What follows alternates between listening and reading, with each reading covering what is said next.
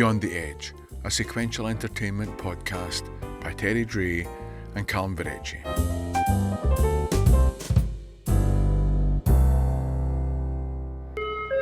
The next train to depart on platform 4, the 21:45 Edinburgh to Inverness, has been delayed due to additional maintenance required on the line due to inclement weather and obstructions.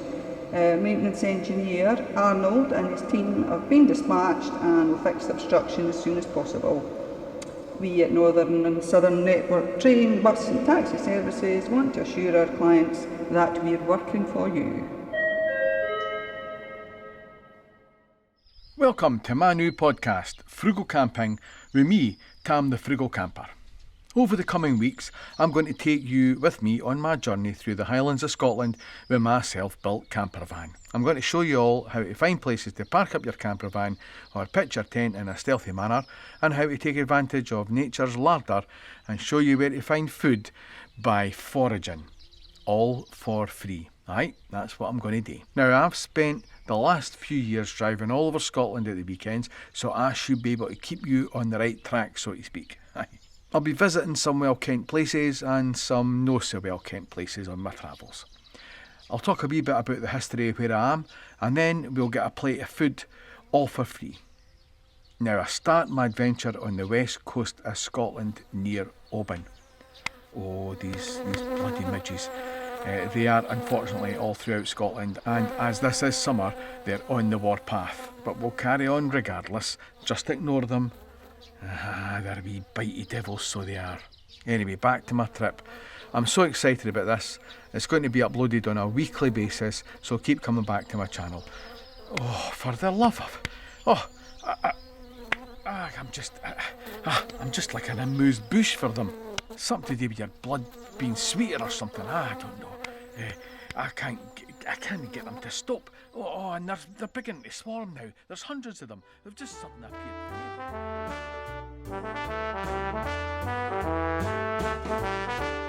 Hello and welcome to Art at Night tonight, the late night arts and culture show where we take a sideways look at art and culture that's happening just now.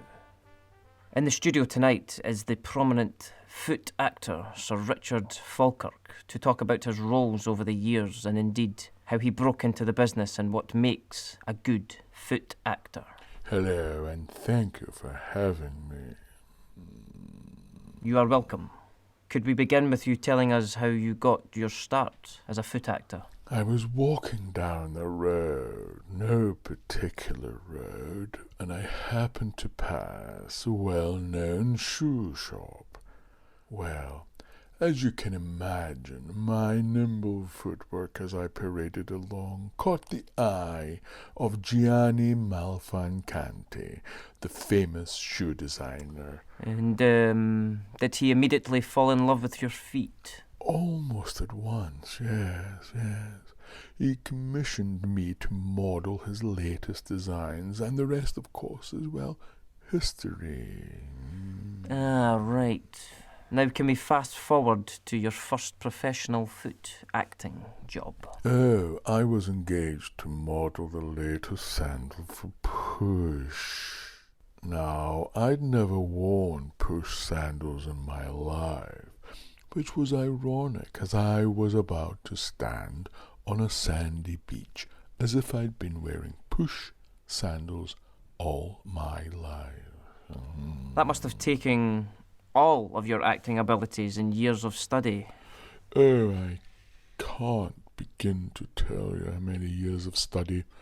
I remember talking to Larry, that's Lawrence Livy, when he gave me the best bit of advice any young foot actor starting out should heed. And what was that, Sir Richard? Walk onto the set, stand your ground, and try not to bump into the furniture, darling. What great advice from a wonderful actor like Laurence Olivier. Now, of course, you've worked with some of the top designers in the footwear sector. Yes, I have. And of course, working with some of the world's top designers in the footwear industry has given me the opportunity to work with leading creatives. I remember my time on the bill, for example. I really thought I'd nailed walking away from the camera, walking towards the camera. Talking to real police officers helped me get the right pacing, of course. Well, I say real police officers, but they were actually television police officers, actors, if you will. But they only ever play police officers, so they would know, wouldn't they? Well, fascinating as that is, we'll have to leave it there, Sir Richard, as we've ran right out of time. Join me next time on Art at Night tonight. From me, live in the studio, good night.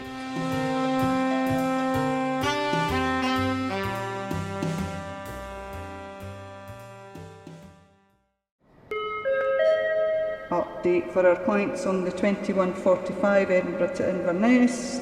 Our maintenance engineer Arnold and his team are working incredibly hard to clear the additional required maintenance on the line. In the meantime, and to elevate the 1.5 hour delay, the buffet situated in car 4 has been updated with our new and improved tea and coffee facilities. A fine selection of filled breads are also available. Yes. We, the best furniture shop, are having a sale. Nearly 50% off everything in our, including the cabinets. Speaking of cabinets, Nadeem and Pretty did a pretty good job. You see what I did there? Yes. And of course we have Michael Gov in there. Good old Govey, and don't forget Liz, even though she was a Lib Dem. But anyway... Boris, sorry, dear. Can you hear me okay in there? Yes. Okay, just take your time. Remember, this is an advert for Jacksons of Harrogate, and that they're having a 50% sale this month, and not your memoirs, darling. Okay? Let's try again. Yes, of course. Silly me. Let's try it again. Okay. Come down to Jackson's of Harrogate, the best place to find the best furniture for your house.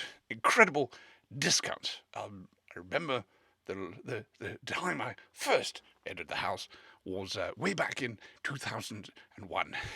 Heady times indeed. Boris, you're doing it again, love. Yes, I am, aren't I? Yes. Try to stay on track. Remember, Jackson's of Harrogate, furniture shop, sale. Oh, of course, yes, of course. Jackson's of Harrogate, furniture shop, sale. So come to the Jackson's of Harrogate. It's a blue door. Blue, yes. Do you remember, have you got your blue passport? Does Jackson's do, kitchen counters? They're great for putting your new kettle on there. You could save £10. Come down to Jackson's of Harrogate. We have standard free shipping on floor lamps, a whopping 50% off, great for casting shadows.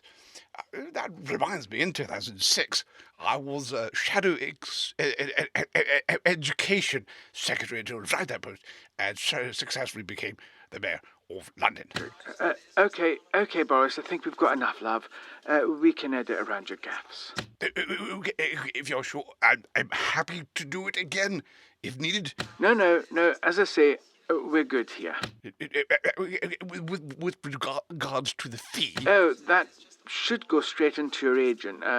5 working days as per contract, my darling. Right, good. 5 working days, no chance of cash in hand then? No, sorry, Boris, darling. The standard £50 fee will go straight to your agent.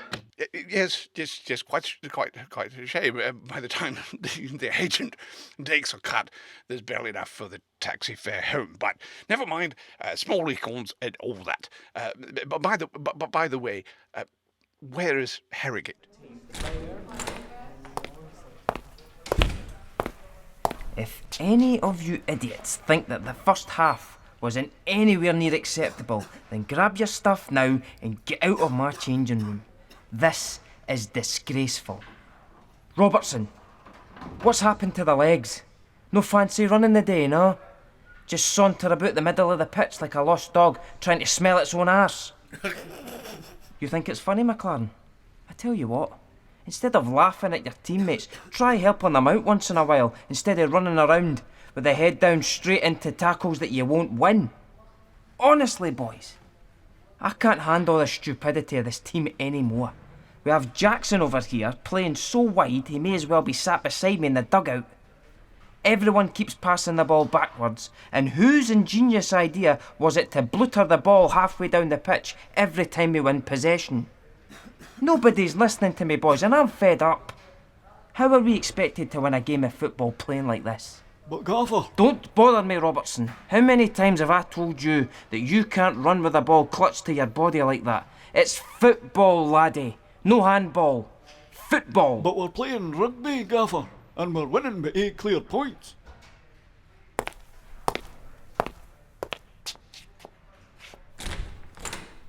Shut up. Good news for our 2145 Edinburgh and Inverness clients. Our maintenance engineer Arnold has came to an agreement with the Northern and Southern Network train, bus and taxi services successfully and will now carry on dealing with the additional maintenance and obstruction on the line.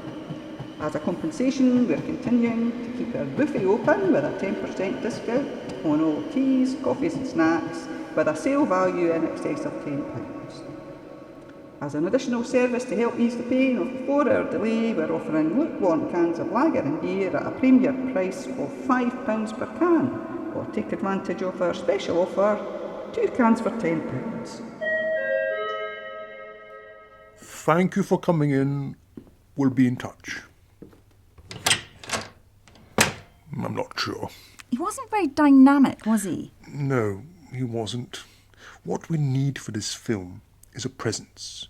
Someone that will dominate the screen but also be humble enough to blend into the background. I know exactly what you mean. Craig Decker, he's with the Marlowe agency. Good morning, Craig. I'm Trevor, the director, and this is Claire, the producer of the project. Hello. Good to see you. Thanks for coming in. Did you get the screenplay? Yes, my agent sent it to me yesterday. I've learned the part of Rusty Valdez. Good. The character Rusty is a ruthless drug baron, but with a heart. He would kill anyone who gets his way to the top, but has a predilection for soft, scented chocolates. That's what ultimately brings him down, his love of soft, scented chocolates. Yes, I see the chocolates as a metaphor of his own personality. I got that from the subtext of the script, you know. That's very astute of you, Craig. Now, I'll read in for the other part, so in your own time. Look, I don't want any of your crap. I sent you to do a job and you failed. You wanted to step up. Show me what you can do. But no one said anything about killing anyone. Did you think we were going to tickle them with that gun? Can I just stop you there? That was very good, Craig. Just what we're looking for. Now, I want to try that again. This time, can you do it whilst in the colour blue? The colour blue? Yes, blue. Not red or green, but blue. Blue? In your own time. The colour blue. The colour blue. The colour blue.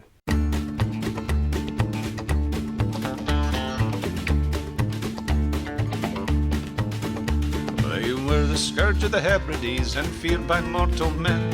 They've chased many a man, they say, hood to the Heelan Glen.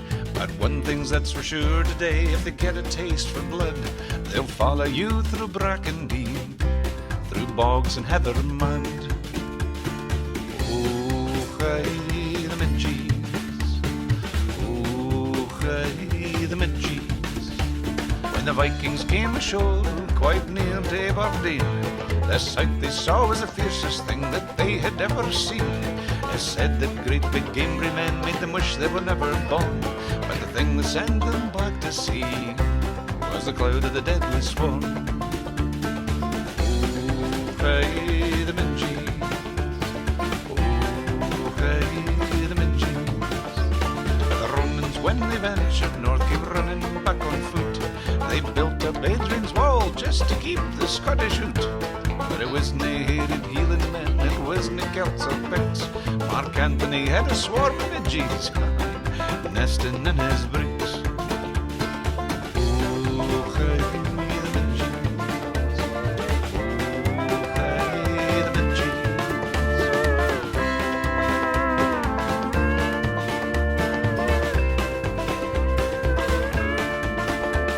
It said that Bonnie Charlie sailed o'er the sea to Skye, but the midges got the best of him, and well, poor Charlie died. They chopped him up and stuffed him in a dry-stained Dykes Bro. That's why they sing the song, Bonnie Charlie's New Awa. Oh, hey, the midges. Oh, hey, the midges. So if you come to Scotland, prepare for insect bites. You can try your best repellent creams and ants that look a sight. But when you lay you down to sleep all cozy in your tents, the midges have Swiss Army knives, and they'll sneak in through the vents. Oh, hey, the midges. Oh, hey, the midges.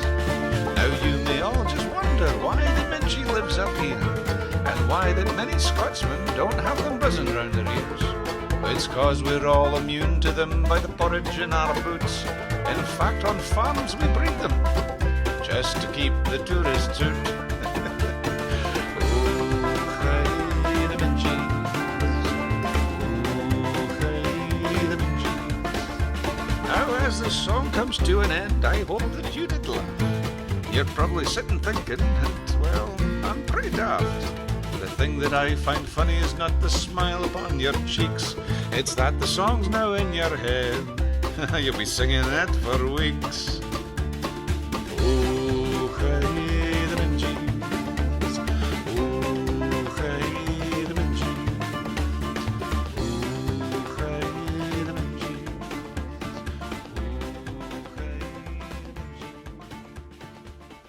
Welcome. I'm the Keep Fit Guru, here to help you with all your keep fit needs. I'm going to talk you through my fitness regime, give you the lowdown on my daily workouts, and help you navigate the world of the modern gymnasium.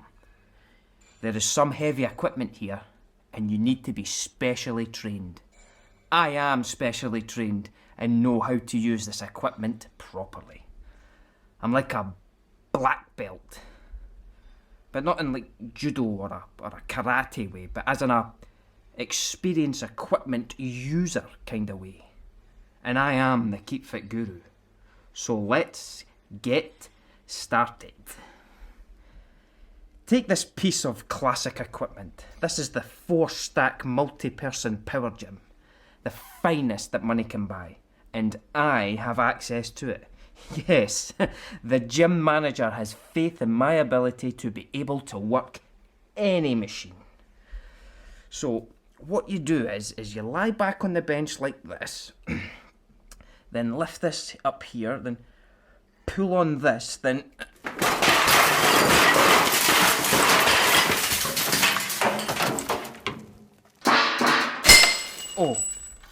Oh God, I think I might be stuck. Hold on, if I just move this. Okay, I could do with some help here. Hello, anyone? I'm in need of help. I think the leg's away. The leg's broken. 100% the leg's broken. Definitely, I can see bone. Yep, my knee is facing the carpet. That shouldn't be happening. No way. Oh dear. There's blood on the carpet. There's blood on the carpet. I do love a bit of bubbly. I do love our weekly meetups. We are so lucky to all live at the same cul-de-sac. Oh, I agree. More bubbly, darling. Oh, Maisie's been asking to join us for lunch one of these days. Who? Maisie, you know, little mousy type, married to the accountant at number 10. Oh, I thought he was married to the lanky one with the greasy hair. No. She's married to the obnoxious bank manager at number 8. Wasn't he the one that was asked to leave the swimming pool last year for urinating in the kiddies' pool. I think that was him at number 5, who was married to the small jumpy woman who smells a bit. Oh, I thought that was Maisie. Anyway, I don't like a line of gossip. It's never about anyone I know. I've picked up this leaflet on the way home there. It talks about having a go bag ready. What's a go bag? Well, according to this government leaflet thing, it's something that you should have ready if you need to leave your home in a hurry. You know, if bad things happen. A bad thing, like a war or something? Aye, I think so. It's weird. Let's see that. It says to be prepared for any natural disaster. It says we should pack things like non-perishable snacks, bottled water, copies of important documents. Those things won't help you if society has fallen and you need to survive. In such a disaster, I'd suggest more water than you think you'll need. Instead of documents, take something valuable that you can barter with. Then, have a detailed map of your area for a plan escape. And remember, your neighbours will be your biggest threat, so make sure you have weapons. A knife, a gun, or train so that your hands are registered lethal weapons like mine are. Stephen Seagal! Wow! How do you know so much about go bags and survival stuff? Oh, I was an expert survivalist and prepper for 38 years. All right. Here. Stephen Seagal, is there anything you don't know? No.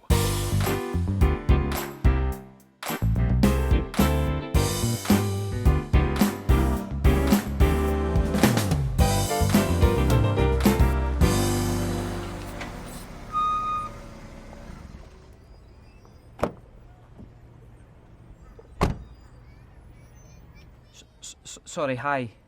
Hello. It's you. It is you, isn't it? It is you. Yeah, it's me. How you doing? Wow. Ali McCoist. Listen, I knew it was you when I saw you getting out of that big limo. Looking sharp in the evening suit and all that. Well, no point in being shy about success, eh? Absolutely. Listen, I couldn't agree any more. I've followed the Rangers since I was like, knee-high to a kipper. That's great. Do you want an autograph or I could just... You were the man for me, Ali. And here you are in the flesh. Wow. Listen, I truly cannot believe this. I really can't. One of my heroes, and here I am talking with him. Wow. Yeah. Do you want an autograph? Listen, I thought that goal that you scored for Scotland in '96 against Switzerland was going to do it at last for us, see us through to the next round. I loved the way you received that throw-in and just decided to go and hit it, It's what we needed that night, someone with a bit of positiveness. See, I'd just finished my beer and my steak pie supper by the time you'd scored that, and, well, truth be told, I was scunnered about how we were playing, but I didn't think we were going to do it. But then you hit it, Aye, I caught it just right. Look, do you want my autograph? Who would have because thought I've got to... you'd have ended up a manager, as well having a square go with that Neil Lennon in the technical area. Unbelievable. Aye, who would have thought it? Look, do you want a selfie or an autograph? Oh, aye. Smashing, aye. I've got a pen here. Just write it on my arm, right there. Are you sure? Aye, it's fine. To my mate, Muirhouse Mick. Oh man, I'm going to show all my mates. They'll love this. They're all big Rangers fans too. Are they? That's great. There you go. Here, listen, Ali, could I get a selfie with my favourite ever football player in the whole wide world? No problem. Just get my phone. So if you just kind of lean into me there, Ali. Like, super, Ali. Whoa. Here, listen, you smell nice. That's a smashing aftershave you've got on there, Ali. Bet that's expensive. Aye, it was a couple of shillings. Aye, I thought so. Listen, class is class. Right? Can't believe it, man. Getting my photo taken with Super Ali McCoy. Sorry, I've got to go, okay? Well, all the best then. Where are you going? Into that function suite of that restaurant just there across the road. Oh, yeah? Aye, commemoration dinner with my family and friends, so I better run because, the lobby. That's smashing. Can I come? Well, no. it's invitation only and it's my family, you know. But I'm your biggest fan. I've got to go because people are waiting for me and for... Look, I'm sorry. It's just that I've... Just what? Oh, aye. So you've scored a couple of goals that hit off your arse and trickled over the line, have you? Crying like a wee bairn on the pitch when the Hearts gave you a tonkin at Celtic Park in '98. Look at me doing question of sport with big-time Charlie mates and Sue Barker with a face like Lee Marvin and laughing at eggs boiling. And you're no looking so good these days either, you fat twat. With that sunroof on the top of your head getting bigger by the day.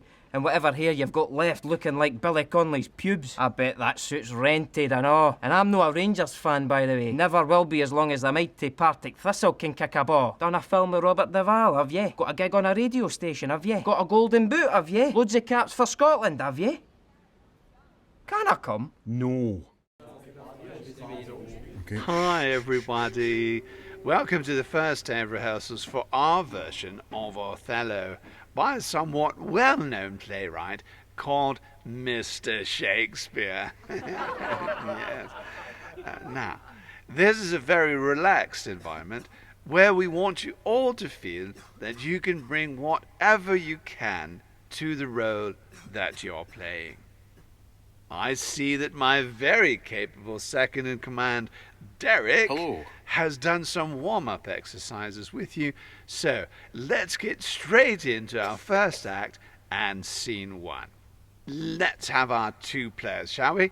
Yes, the rest of the cast can sit on the sidelines and offer up some help and advice as and when we need it, eh?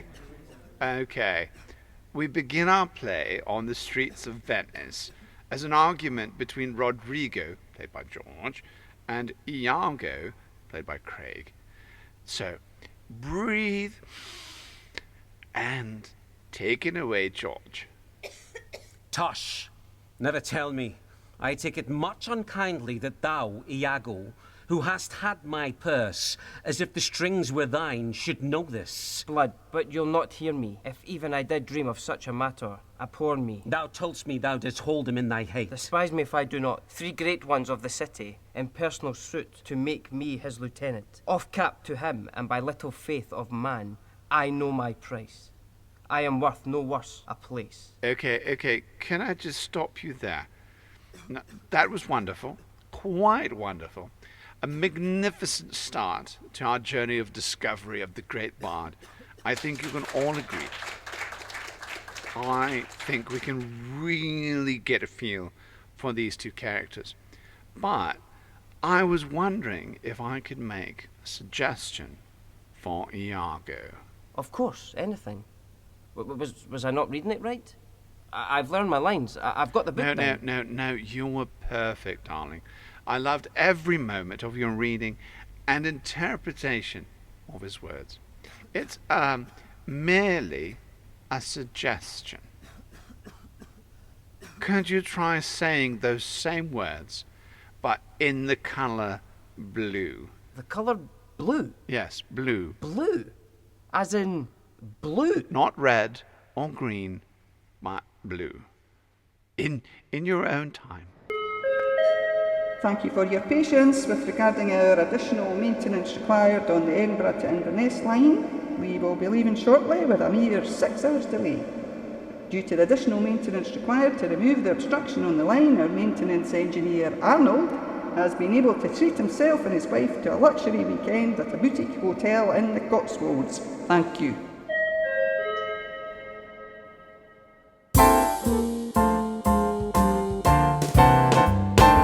Beyond the Edge, a sequential entertainment podcast, performed by Terry Dray, Calum, Verrecchia, Robert Ian Crawford, Matt Mason, Debbie Whyte, Lynne Morris, Rob Crosbie, George Bowers, Norman Lamont, and introducing Kaedon Chapman. Written by Terry Dray, Calum, Verrecchia, and Robert Ian Crawford, with additional material from Matt Mason.